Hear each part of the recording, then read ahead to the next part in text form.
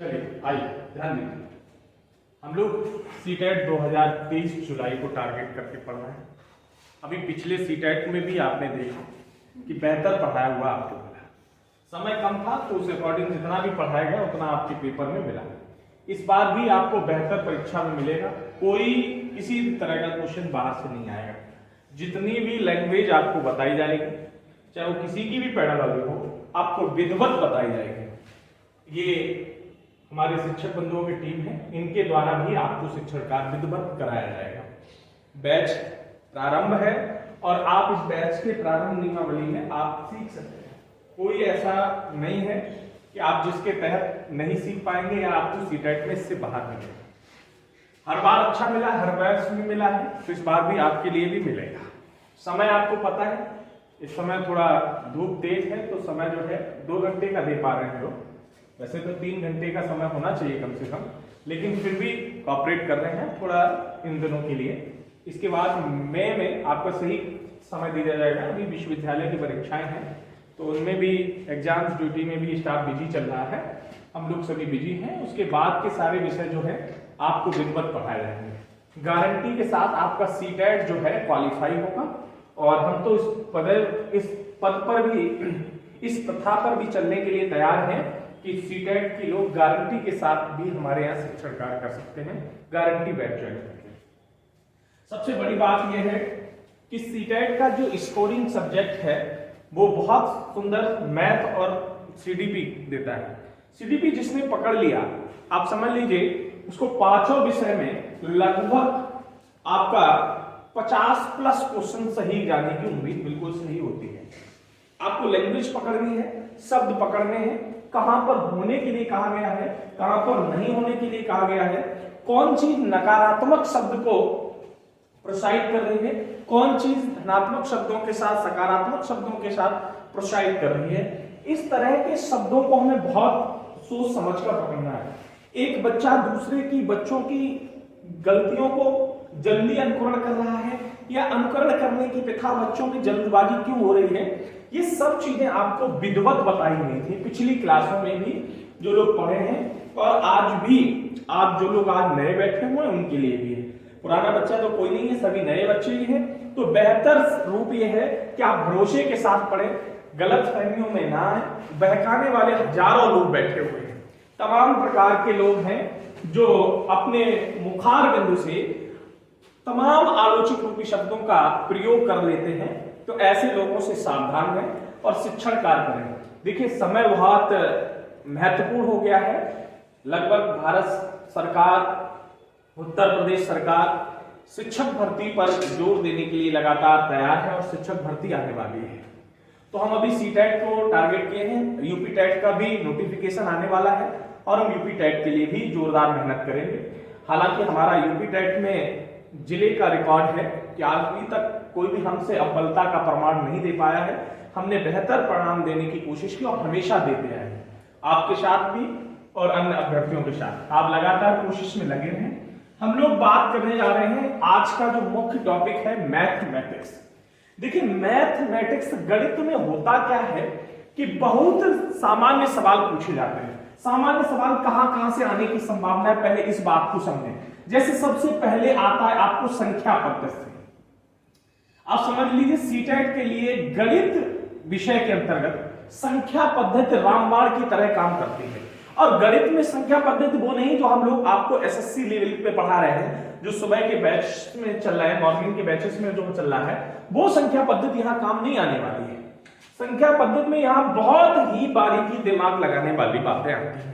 आपको सबसे पहले संख्या पद्धति में ये संख्या के बारे में पता होना चाहिए कि एक संख्या के अधिकतम कितने मान होते हैं। अगर 2 मान होते हैं तो वो कौन कौन से होते हैं। एक को हम फेस वैल्यू कहते हैं, एक को प्लेस वैल्यू कहते हैं। और फेस वैल्यू क्या है, प्लेस वैल्यू क्या है, जातीय मान क्या है, आंकिकीय मान क्या है और स्थानीय मान क्या है, ये सब चीजें हमको पता होनी चाहिए। दूसरी चीज है हमें भाग के बारे में जानकारी होनी चाहिए। देखिए अक्सर लोग गलती कर लेते हैं भाग के बारे में जानकारी। सवाल जैसे कहता है कि एक व्यक्ति ने अपना आधा भाग या आधी दूरी या अपनी कोई आधी जमीन जायदाद किसी एक संतान को दे दी। अब आधे में से आधा जो बची शेष का आधा, शेष का आधा। क्या कहा उसने? देखिए उसके पास संपूर्ण संपत्ति है, उसने आधी तो संतान, एक संतान को दे दी, किसी को चाहे एक लड़के को दे दी, एक बेटी को दे दी, किसी को भी दे दी। अब उसने कहा जो शेष बची है उसका भी आधा, शेष का आधा अपनी बहू को दे दिया। अब शेष का आधा करते घूमो कि फिर से 1/2 लिख लिया तो आपकी गलत फहमी होगी। शेष का आधा होगा 1/4। शेष का आधा क्या होगा? 1/4। तो 1/4 उसने अपनी बहू को दे दी या किसी XYZ किसी को भी दे दी। अब कहा जो शेष बची है वो है अपनी पत्नी को देता है। शेष बची हुई किसको देता है? अपनी पत्नी। तो शेष बची कितनी होगी? 1/4 ही बची होगी, क्योंकि 1/4 और 1/4 आधा होता है। 1/4 और 1/4 कैसा होता है? आधा। जैसे सुनना, हमने बोला कि 1/2 प्लस 1/2 कितना होता है? 1/2 में 1 जोड़ दे तो कितना बन जाएगा? अरे सीधी सी बात है भैया, 1 होता है। 1/2 प्लस 1/2 कितना होता है? 1 होता है। कैसे? देखिए हर समान है, डिनोमिनेटर जब समान होते हैं तो हम डिनोमिनेटर को डायरेक्ट जोड़ लेते हैं। हर जब समान है तो अंश को हम सीधा जोड़ लेंगे। हर कितना है? 2, दोनों जगह समान है तो हम अंश को सीधा जोड़ लेंगे। 2/2 अंश से हर समान रूप में कट जाता है तो क्या मिला? 1। तो 1/2 प्लस 1/2 बराबर कितना होता है? 1 होता है। ठीक यहीं पर वही हमने प्रस्तुति प्रस्तुत की कि आधा तो उसने अपनी क्षमता में, अब शेष का आधा, शेष बचा हमारा 1/2 और इसका भी उसने आधा कर लिया। इसका भी क्या कर लिया? आधा। तो इसका भी आधा किया तो कितना मिलेगा बेटा उसको? 1/4। अब देखो 1/4 क्या आधा होता है? बिल्कुल चेक कर लो। 1/4 प्लस 1/4 बेटा हर समान है 4, 1 प्लस 1 बराबर क्या निकला? 2/4 और 2/4 को हम क्या लिख सकते हैं? 1/2। 2 1 2, 2 दूनी। बात समझ में आएगी? नहीं समझ पाए। तीसरी चीज इसमें क्या समझने वाली है? तीसरी चीज इसमें आपको इकाई पता होना चाहिए। इकाइयों का मतलब समझ पा रहे हो? इकाइयां कैसे पता होनी चाहिए कि मान लो कोई 100 मीटर की रस्सी है। हमने क्या कहा? कोई 100 मीटर की रस्सी है जिसमें 50 सेंटीमीटर किसी को दान दे दी गई, तो कितनी रस्सी बची? क्या कहा मैंने? कोई 100 मीटर लंबी रस्सी है। सवाल क्या कहा हमने? कोई 100 मीटर लंबी रस्सी है और 50 सेंटीमीटर रस्सी काट दी गई। क्या कहा मैंने? कोई 100 मीटर लंबी रस्सी है और 50 सेंटीमीटर रस्सी काट दी गई। क्या कहा मैंने? पीछे तो बताइए कि एक 100 मीटर लंबी रस्सी है और जिसमें पहला टुकड़ा 50 सेंटीमीटर का काटा गया। क्या कहा मैंने? पहला टुकड़ा 50 सेंटीमीटर का काटा गया। या तो आपसे इस सवाल को यह पूछ सकता है कि 100 मीटर लंबी रस्सी में, क्या कहा मैंने? 100 मीटर लंबी रस्सी में 50 सेंटीमीटर के कितने टुकड़े बनेंगे? तो सबके दिमाग में आया 2 टुकड़े बनेंगे। कितने बनेंगे? 2। अरे पढ़े लिखे लोग हो, इसीलिए तो सीटेट पास करेंगे, इसीलिए तो आप लोग सीटेट की तैयारी करने आए हो। आपको यही समझना है, बस यही समझना है। मैंने कहा कि भैया 100 मीटर लंबी रस्सी है। कितने मीटर लंबी रस्सी है? और आपसे कहा 50 सेंटीमीटर के टुकड़े किए गए। कितने सेंटीमीटर बोला मैंने? 50 सेंटीमीटर के टुकड़े किए गए। आपने इकाई नहीं देखी, आपने 50 का उठाया और 100 में भाग दे दिया, कह दिया सर 2। यही सीटेट में भी करके आते। सीटेट इसी बात को लेता है। बेटा 100 मीटर लंबी रस्सी थी, कितने टुकड़े किए गए? 50 सेंटीमीटर का एक टुकड़ा है, तो 100 को हम सेंटीमीटर में बदलेंगे, 100 मीटर को हम किसमें बदलेंगे? अब हमको पता होना चाहिए कि 1 मीटर बराबर होता है 100 सेंटीमीटर। 1 मीटर बराबर कितना होता है? कितना होता है? 1 मीटर बराबर कितना होता है? 100 सेंटीमीटर। हमको जानकारी होनी चाहिए कि 1 मीटर बराबर। अब हमको जब जानकारी नहीं पता तो हम क्या करेंगे लोग? सुनना भैया, 100 मीटर को हमने सेंटीमीटर में बदला तो 100 गुणे 100 गुणे कितने टुकड़े काट रहे हैं? 50 सेंटीमीटर के। किसके टुकड़े? तो भैया ये भी सेंटीमीटर और हमने नीचे लिखा हुआ ये भी हमारा सेंटीमीटर। सेंटीमीटर से सेंटीमीटर क्रॉस हुआ। 50 दूनी 100, 100 में 200 का गुणा, 2 में 100 का गुणा किया तो कितने पीस निकले? बेटा 200 पीस होंगे। कितने पीस होंगे? बेटा 200 पीस होंगे। कितने पीस होंगे? 200। नहीं आया समझ में? आया या नहीं आया? बोलो, आया या नहीं आया? अगर आपने बात नहीं पकड़ पाई होती, इनके मात्रक की बात नहीं पकड़ी होती, यूनिट्स को नहीं पकड़ा होता, तो निश्चित तौर पे आप सीटेट गलत कराएंगे। बात मेरी समझ रहे? तो संख्या पद्धति यही कहता है, नंबर ऑफ सिस्टम क्या कहता है? यही कहता है कि आपको उनके बारे, संख्या के बारे में जानकारी होनी चाहिए, संख्या की यूनिट्स के बारे में जानकारी होनी चाहिए, कौन यूनिट कैसे बदल रही इसका भी ध्यान रखना चाहिए। जैसे सवाल एक और मैं छोटा सा बोल रहा हूं, सभी लोग दिमाग लगाना, थोड़ा सा, सभी थोड़ा सा दिमाग लगाना। मैंने आपको सवाल बोला, ध्यान देना कि 60 घंटे में 30 मिनट के कितने काल बन सकते हैं? कालांश 30 मिनट के कितने कालांश बन सकते हैं? 60 घंटे। मैंने हटा दिया 60, छोटा लिख दिया, परीक्षा छोटा पूछती है और आप गलती कराएंगे, आप कहेंगे भाग नहीं जाएगा, 1/5 कालांश बनेंगे। ध्यान देना, 6 घंटे में क्या लिखा मैंने?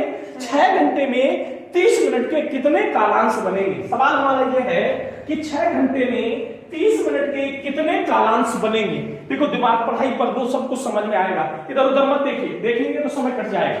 बताइए 6 घंटे में 30 मिनट के कितने कालांश बनेंगे? बताइए। तो भैया आपको यहां क्या लिखा है और यहां क्या लिखा है? तो हमको बदलना पड़ेगा। किसको बदल ले? भैया आप मुझे एक बात और समझिए, बहुत छोटी बात समझिए, ग्रामीण आचरण के बात समझिए, परिवार समावेश की बात समझिए, परिवार के बारे में समझिए। समझौता हमेशा कौन करेगा? समझौता हमेशा कौन करेगा? अरे भैया, दो भाइयों में जमीन का बंटवारा होना है, सपोज कर 2 भाइयों में जमीन का बंटवारा होना है। जमीन जो है यह है 27 मीटर लंबी है। कितने मीटर लंबी है? अब 2 भाइयों में बंटवारा होना है। भैया ध्यान देना, 27 मीटर लंबी है और 2 भाइयों में बंटवारा करना है। क्या कहा मैंने? 27 मीटर लंबी है और कितने भाइयों में बंटवारा करना है बेटा? 2। भैया ध्यान देना, अब ये कह रहे हैं जो पंचायत कर लोग आए हुए हैं, जो पंचायत करने के लिए लोग बैठाले हैं, हमने जिन लोगों पर भरोसा करके बिठाला है, वो लोग ये कह रहे हैं कि भैया आधा वादा मत करो, आधा फादा छोड़ो, करना है तो एक जैसा ही कर लो, आधा वादा नहीं करो कि हम 13.5 इसको दे दें और 13.5 इसको दे दें। ऐसा नहीं करो, फिक्स रखो। तो समझौता कौन सा करेगा? ये सांप बड़े हैं और ये सांप छोटे हैं। बता, हम कह रहे हैं कि इस जगह को हम बांटेंगे 13 फीट और 14 फीट में, या तो 13 ये ले ले या फिर 14 ये ले ले। अब बोलो ऐसा कौन सा करेगा? बड़े को समझाया जाता। तो बेटा यहां भी घंटा बड़ा है कि मिनट? घंटा बड़ा है मिनट? तो समझौता कौन करेगा? बदलेगा कौन? तो हमेशा घंटा बदलेगा, बड़ा ही बदलेगा। तो 6 घंटे हैं, इसको किसमें बदल दे? तो 6 गुणे 1 घंटे में 58 मिनट, 59 मिनट, 60 मिनट। 6 गुणे 60, कितने मिनट दिए? 30। 6 गुणे, ये भी हमारा क्या बन गया? मिनट। और ये कितने मिनट में बदलना है? 30 दूना 60, 6 दूनी 12 कालांश बनेंगे। कितने कालांश बनेंगे बेटा? 12 कालांश बनेंगे। आशा करता हूं समझ गए होंगे। नहीं समझ पाए, यही सब चीजें सीटेट के लिए इंपॉर्टेंट है। सीटेट हम ऐसे तो नहीं फंसाते हैं, पूरा पेपर बहुत मेहनत से पढ़ाते हैं। एक एक डाउट आपको ग्रामीण आंचल से लेकर शहरी आंचल तक की भाषा में प्रवेश कराते हैं। मेरी बात पल्ले पड़ी नहीं आई? भाई जब तक समझ में नहीं आए बात, तब तक बहस करिए, और समझ में आ जाए तुरंत छोड़ दीजिए वहीं पर। मेरी बात समझ गए? अब दूसरा यहीं पे बात आता है वर्ग वर्गमूल घन घनमूल। अब कुछ लोग कहें कि सीटेट में साहब वर्ग वर्गमूल और घन घनमूल का तो कोई सवाल दिखाई नहीं देता, तो फिर आपने सीटेट दिया नहीं, और जो ऐसा बता रहा है तो उसने सीटेट देखा नहीं है, तुक्का मार के या तो पढ़ा रहा है या फिर पढ़ना चाह रहा है। देखो सवाल कैसा मिलता है, सीटेट में सवाल आपको कैसा मिलता है, इस बात को चर्चा करना। सवाल लिखा मिलेगा 125 प्लस। भैया ध्यान देना, आप सब पढ़े लिखे लोग हो, हम अपने आप को ही थोड़ा कम पढ़ा लिखा मान रहे हैं। आप लोग तो बुद्धिजीवी प्राणी हो, विद्वान विदुषी हो। अब आप समझो, क्या यह सवाल वर्ग वर्गमूल घन घनमूल का नहीं है? बेटा दूसरा सवाल भी सीटेट ही पूछता है, हमने नहीं पूछा। दूसरा सवाल भी सीटेट पूछा है, हमने आज तक किसी परीक्षा में नहीं पूछ पाया है। अभी तक भगवान ने ऐसा कोई मौका नहीं दिया। ऐसी आवाम जब चाहेगी तो ऐसी रहमत जरूर बरसने काम आएगी। बेटा यह भी सीटेट ने ही पूछा है, ये हमने नहीं पूछे ना हमने बनाए हैं, ये भी सीटेट के ही सवाल है। देखो क्या यह वर्ग वर्गमूल के सवाल नहीं है? क्या यह घन घनमूल के सवाल नहीं है? अब समझना बहुत ध्यान से। हमको ये पता है, ध्यान से समझना, कि हमको ये पता है कि ये 5 का घनमूल है। हमने क्या बताया बेटा? ये 5 का घन है तो इसका घनमूल कितना होगा? 5। अब कैसे? बहुत सी ट्रिकें हैं इसके लिए, बहुत सी ट्रिकें कैसे? मेरी बात सुनना। पहले बच्चा हमने आपको कई बार बताया, कई तरीके से कहा, और हर बार जब भी पढ़ाते हैं तो बदल देते हैं। आप लोग पहली बार पढ़ रहे हैं इसलिए दिक्कत होगी। इनको जोड़ो, कितना है लिखा है? 5 2 7 और 1। भैया सीखो, 5 2 7 और 1 क्या पूछा है? घटा दो, कितना बचा? देखो 5 का ही घनमूल निकला है, 5 का ही निकला। हमने ये जोड़े जो यहाँ लिखा उसको हटाया और पटक दिया जिसका मान बाहर आया। हमने ये क्लियर कर लिया कि 125 जो है 5 का घनमूल है। हमने ये तय कर लिया कि 125 कितने का घनमूल है, 5 का। बेटा यहाँ दशमलव तो लगा नहीं, तो इसका मान कितना आएगा, 5। यहाँ दशमलव कितने अंक बाद है, 3 अंक बाद है, तो 1 अंक बाद बाहर आएगा। क्यों? क्योंकि यहाँ 3 लिखा हुआ है। यहाँ कितने अंक हैं, 6, तो 3 के कितने जोड़े बने, 2, तो 5 भी लिखेंगे और एक 0 लगा लेंगे, 2 अंक बाद दशमलव। अब जोड़ना नहीं आता तो फिर आप ब्रह्मा विष्णु महेश से संपर्क करें। 5 के ना आगे पीछे, ना आगे ना पीछे दशमलव, तो पीछे दशमलव लगा लो, 0 बढ़ा लो, क्योंकि पीछे दशमलव लगाने से किसी संख्या पर कोई फर्क नहीं पड़ता। बेटा दशमलव को 5 भी लिखो, बेटा दशमलव 0.5, क्योंकि दशमलव को हमेशा दशमलव की सीध में रखना है। अगर नाक के नीचे मुंह नहीं हो तो फिर आदमी जो है श्वसन प्रक्रिया में दिक्कत करेगा, जिसकी नाक ना हो तो दिक्कत होगी। तो जोड़ लो 5, 5, 5। आंसर क्या आया मेरे भाई, 5.5।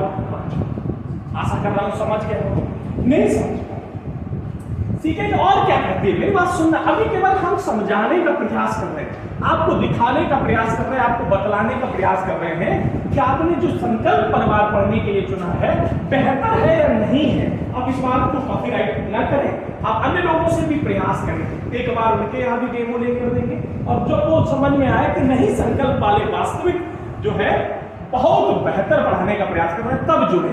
उससे पहले गलत फहमियां संकल्प के बारे में देने वाले बहुत लोग हमने पाल रखे हैं, बहुत अच्छा विचार करते हैं वो हमारा। आप लोग भी सहयोग करने की कोशिश करें। बेटा सुनना अगली बात। दूसरा यहाँ पर पहली बात मिली संख्या पद करके, दूसरे पे पहुंचे वर्ग पर।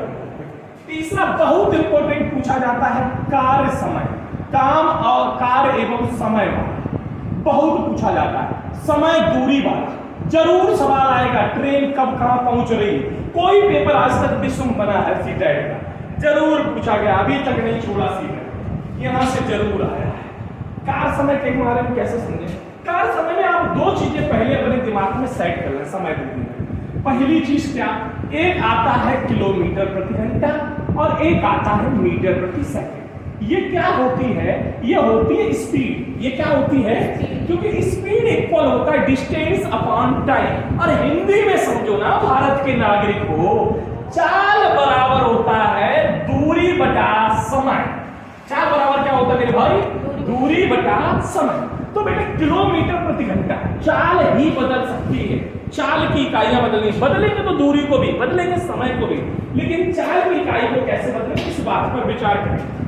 किलोमीटर प्रति घंटा को किसमें बदलेंगे बेटा, तो बड़ा बदलेगा किसमें, तो भैया हमने 2 ही नंबर याद करने, एक 5 और एक 18। कितने नंबर याद करने, हमें बड़े से किसमें जाना है, तो छोटा कहां रहेगा, ऊपर, छोटा कहां रहेगा, तो बड़ा कहां जाएगा, नीचे। जब बड़े से छोटे पर राहत आएगी तो छोटा ऊपर होगा, तभी तो कही जाएगी दया की है। और बेटा बड़ा कहां चला जाएगा, जब छोटा बड़े को देगा, जब छोटा बड़े को देगा तो बड़ा कहां बैठाएगा होगा, ऊपर, छोटा कहां होगा। बात समझ में आई, नहीं आई समझ में, आई है नहीं आई बेटा। यह बहुत इंपॉर्टेंट लाइन है, काम समय। इसी तरह अगला बहुत इंपॉर्टेंट टॉपिक, एक प्रतिशत भी आता है। एक सवाल प्रतिशत में वो नहीं आता है कि हमने कितना किसके प्रति प्रतिशतता में बदल दिया चुनाव वोटिंग को, कुछ नहीं आता। साधारण सवाल प्रश्न निकालने का आता, दशमलव से दशमलव में प्रश्न निकलवाने की कोशिश कर लेगा। एक बेटा लाभ हानि का सवाल मिलेगा, साधारण सा बेटा। एक लाभ हानि के साथ एक ब्याज का भी सवाल मिलता है। अक्सर साधारण ब्याज पूछता है, लेकिन कभी कभी कंपाउंड इंटरेस्ट अर्थात चक्रवृद्धि ब्याज के बारे में भी पूछ लेता है बेटा। इसी के साथ गणित के बारे में, अब वह गणित की जो पैदावारी है, गणित शिक्षण शास्त्र जिसे कहते हैं, उसके बारे में पूछता है, शिक्षण शास्त्र के बारे में। तो शिक्षण शास्त्र में हमने बताया था कई विधियां काम करती हैं। चाशुषीकरण विधि की प्रक्रिया में आती है, फिर किन्मय विनिमय आता है, क्रमय विनिमय के बारे में संगठ पूछे जाते हैं। फिर बेटा लेवल पूछा जाता है, लेवल 0 क्या है, लेवल 1 क्या है, लेवल 2 क्या है, लेवल 3 क्या है। स्तर, जिसे स्तर कहते हैं हिंदी भाषा में, तो स्तरों का एक सवाल आ जाता है। फिर बस चिन्हों के साथ आ जाता है, फिर गणितीय लेखन के साथ आता है, और इसी तरह के सवाल उसमें दिखाई देते हैं। ये सब किसके अंतर्गत आते हैं बेटा? गणित शिक्षण के अंतर्गत आते हैं। आपको आएगा कि गणित संबंधी विकार को क्या कहते हैं, तो गणित में होता है कैलकुलेटर। क्या होता है? कैलकुलेटर। तो इसीलिए उसे कहते हैं डिसकैलकुलिया। क्या कहते हैं बेटा? तो गणितीय जो विकार होता है, उस गणितीय विकार को हम सीधे शब्दों में कहते हैं डिसकैलकुलिया। क्या कहते हैं भैया?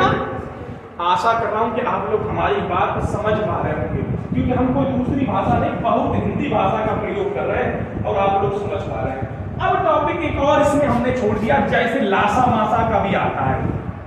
लासा मासा के बारे में जरूर पढ़ना है, सीटेट क्वालिफाई करना है तो लासा मासा के बारे में भी पढ़ना है। अब भाषीय क्वेश्चन कैसे मिलते हैं आपको?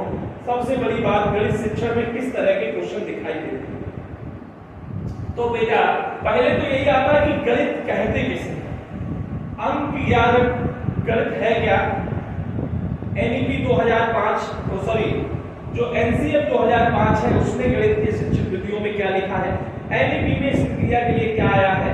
इसके बाद बेटा इसमें अवेकस के बारे में मिलता है कि अवेकस किसे कहते हैं, डॉट पेपर किसे कहते हैं, ग्राफ पेपर क्या है, जियोबोर्ड क्या है, और बेटा 10 ग्राम क्या है। इस तरह के शब्द भी इसी गणित के अंतर्गत आते हैं। किसके अंतर्गत आते हैं? इसी गणित के अंतर्गत आते हैं। जैसे हमने पहले आपको एक शब्द बोला, क्या यहां तक देखा भैया? पहला शब्द बोला अवेकस। क्या बोला बेटा? What is called abacus? ये गणित शिक्षण में अवेकस किसे कहते हैं बेटा? कोई बताएगा? आप लोग बताओ। हमने जब पहले नंबर सिस्टम जोड़ा था तो हमने आपको संख्या के बारे में बताया। किसके बारे में बताया था? संख्या के बारे में। संख्या के कितने मान होते हैं? कौन कौन से? स्थानीय मान और जातीय मान। तो बेटा जो संख्या के मान हमने प्लेस वैल्यू, फेस वैल्यू, जोड़ घटाव, ये सब जो बेसिक जानकारी है, कैसी जानकारी है? बेसिक जानकारी या बेसिक काउंटिंग, यह सब परिभाषित नंबर किसमें आते हैं? अवेकस कहलाते हैं। क्या कहलाते हैं? अब बेटा पूछे निम्न में से कौन सा अवेकस का हिस्सा नहीं है? हमने आपसे क्या क्वेश्चन पूछा? निम्न में से कौन सा अवेकस का हिस्सा नहीं है? जैसे आपको लिखा प्लेस वैल्यू। क्या लिखा बेटा? हमने बी ऑप्शन में लिख दिया, आप समझने की कोशिश करना। बी ऑप्शन में लिख दिया फेस वैल्यू, बी ऑप्शन में क्या लिख दिया? Face value. सी ऑप्शन में हमने लिख दिया एडिशन, जोड़ने को, ठीक है। और डी ऑप्शन में लिख दिया थोड़ी देर 2D। क्या लिख दिया बेटा? 2D। अब हमको पता है कि 2D और 3D ये ग्राफ पेपर्स के बारे में है, तो ये जियो बोर्ड पर मिलेंगे। किस पे? जियो बोर्ड पे मिलेंगे। 2D 3D को कहां पढ़ते हैं? अक्सर 2D को हम उसमें ज्योमेट्री में पढ़ते हैं। किसमें पढ़ते हैं? ज्योमेट्री। और ज्योमेट्री की जानकारी किस बोर्ड से मिलती है? जियो बोर्ड से। तो ये 2D जो है यह जियो बोर्ड के अंतर्गत आता है। किसके अंतर्गत आता है? क्यों जियो बोर्ड के अंतर्गत? क्यों? क्योंकि जियो बोर्ड के अंतर्गत ज्योमेट्री की जानकारी मिलती है। किसकी जानकारी मिलती है बेटा? जियो बोर्ड के अंतर्गत ज्योमेट्री की जानकारी मिलती है। किसकी मिलती है? ज्योमेट्री की जानकारी मिलती है। इसीलिए अब 2D क्या है? ज्योमेट्री का हिस्सा है। अरे आयत, वर्ग, त्रिभुज, ये क्या है? 2D है। 2D है तो 2D जो किसका हिस्सा हो गया बेटा? ज्योमेट्री। और ज्योमेट्री की जानकारी किसके अंतर्गत पढ़ते हैं? जियो बोर्ड के अंतर्गत। किसके अंतर्गत पढ़ते हैं? और बेटा प्लेस वैल्यू, फेस वैल्यू, जोड़ घटाव, ये सब किसके अंतर्गत पढ़ते हैं? क्योंकि ये बेसिक जानकारी, ये गणित की कैसी जानकारी है? बेसिक नॉलेज है। बेसिक नॉलेज जब हम कंप्लीट कर लेंगे तो उस पोजीशन को, बेसिक नॉलेज का जो पोजीशन है उसे अवेकस कहते हैं। उसे हम क्या कहते हैं? अवेकस कहते हैं। और जब हम ज्योमेट्री नॉलेज की जानकारी को करेंगे तो उसे हम क्या कहते हैं बेटा? उसे जियो बोर्ड कहते हैं। क्या कहते हैं बेटा? बोलो बेटा, याद रखना, जियो बोर्ड हिस्सा नहीं है तो 3D जियो बोर्ड में नहीं आता है। अगर मैंने उच्चारित कर दिया तो संशोधन कर लेना। जियो बोर्ड में 3D नहीं आता। मेरी बात समझ में आई? या 3D शेष का नहीं है, इस भाग का नहीं है। मेरी बात समझ में आई है? बोलो हाँ या ना। बेटा एक क्वेश्चन पूछा जाता, पूछा गया था, डेसिमल नंबर किसका हिस्सा है? डेसिमल नंबर, डेसिमल नंबर माने दशमलव संख्या। डेसिमल का मतलब दशमलव संख्या, डेसिमल का मतलब दशमलव संख्या। और दशमलव संख्या हमेशा किस पे बनेगी? दशमलव संख्या। जैसे लिखा 0.5, क्या लिखोगे इसे? अरे 0.5 को क्या लिखोगे? 5/10 क्या लिखोगे? तो बेटा ये क्या होगा? 1/2। यह ग्राफ पेपर पे ही दिखाया जाएगा। किस पे दिखाया जाएगा? तो आप सीधी सी बात याद समझ में आई होगी कि बेसिक नॉलेज किसकी? डेसिमल नंबर की। किसकी? डेसिमल नंबर की, बेसिक नॉलेज डेसिमल नंबर की होगी तो वह किसके अंतर्गत आएगी? Graph paper. किसके अंतर्गत पढ़ेंगे बेटा? ग्राफ पेपर के अंतर्गत पढ़ेंगे। किस पेपर के अंतर्गत पढ़ेंगे बेटा? Graph paper. अच्छा, एक चीज और आती है, हमने अभी थोड़ा सा ज्योमेट्री के बारे में पढ़ा। हमने बताया कि ज्योमेट्री की 2D जानकारी क्या कहलाती है, किसके अंतर्गत आती है? जियोमेट्री के अंतर्गत। यही कमियां है कि आप लोग सत्यनारायण की कथा सुनने के लिए बैठे हुए हैं कि कब बाबा जी, महात्मा जी, ज्ञानी जी, साधु जी, इस साधु जी या साध्वी जी कब इस कथा को समाप्त करें और टन से घंटा बजाएं कि गणित का पीरियड समाप्त हो गया है, आप लोग प्रसाद ग्रहण कर लें। बस इस अभिलाषा से बैठे हुए हैं। इस अभिलाषा से काम नहीं चलेगा। इस अभिलाषा को सीटेट की आशा में बदल लीजिए कि हमको सीटेट का परीक्षा फल पास चाहिए। बस यही अभिलाषा आपके मन में होनी चाहिए। इसी आशा के साथ आपको शिक्षण कार्य करना होगा, इसी रुचि के साथ, इसी लगाव के साथ, तभी आप सीटेट पर पहुंचेंगे। मेरी बात समझ पा रहे हैं? बहुत कुछ है, ऐसा नहीं है बहुत कुछ। जो लोग कहते हैं सीटेट कुछ नहीं है, तो आप उनकी बात को गौर मत करिए। बहुत कुछ है, और जब आप पास हो जाएंगे तो सीटेट आपके लिए भी कुछ नहीं है। सीटेट जब तक आप पास नहीं है तब तक बहुत कुछ सीटेट है, और सीटेट पास हो गए तो सीटेट कुछ नहीं है। पेपर देने के बाद परिणाम अच्छा निकल गया, अरे सच में बहुत सरल होता है सीटेट, और वास्तविक बहुत कठिन होता है सीटेट। भाषा को समझना हर किसी के लिए एक अच्छा प्रमाण नहीं हो सकता है। भाषा समझना हर किसी के बस की बात नहीं है। इसलिए आपको बहुत सुंदर बताएं कि भाषा समझने के लिए आपको कंसिस्टेंट माइंड के साथ पढ़ना होगा, तभी भाषा समझ में आएगी। आशा कर रहा हूं मेरी बातों से आप लोग सहमत होंगे। हो सकता है थोड़ा सा गला भारी इसलिए है, काफी समय शिक्षण कार्य हो गया करते करते, तो हो जाता है। तो हमारी बात को आप लोग बेहतर ढंग से समझ गए होंगे। नहीं समझ पाए, समझ गए होंगे कि आखिर गणित क्या है। आप इस बात से सहमत हैं? नहीं सहमत है? इसी तरह से अभी बहुत से टॉपिक हैं हम जिनको अगली क्लास में आपको क्लियर करेंगे। आप लोग बेहतर रूप से पढ़ते रहें। धन्यवाद।